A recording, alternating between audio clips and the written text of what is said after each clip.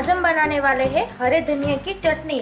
हरे धनिया की चटनी बनाने के लिए मैंने यहाँ पे 100 ग्राम धनिया को अच्छे से वॉश कर लिया है और 100 ग्राम धनिया लिया है।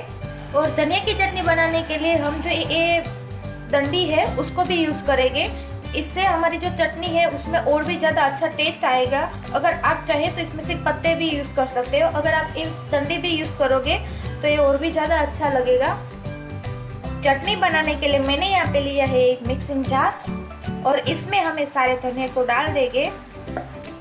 और अब मैं यहाँ पे डाल रही हूँ 4 हरी मिर्ची, एक बारीक कटा हुआ अदरक, 1 टीस्पून जितना नमक, 1 टीस्पून जितना जीरा।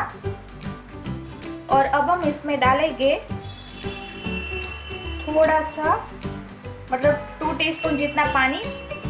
और पानी डालकर इसको एक बार अच्छे से हम पीस लेंगे। हम थोड़ा थोड़ा करके पानी डालेंगे।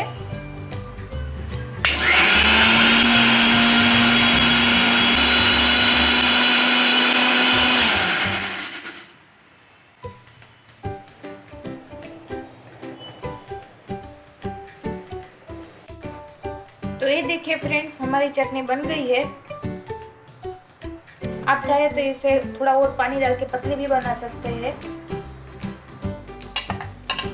इसको हम एक बार इसे अच्छे से मिक्स कर देंगे।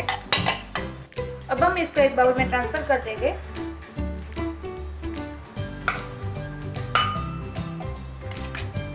तो देखिए फ्रेंड्स, हमारी चटनी बहुत ही अच्छी बनी है। आप इसको किसी भी सैंडविच, ब्रेड पकोड़ा किसी के भी साथ सर्व कर सकते हैं।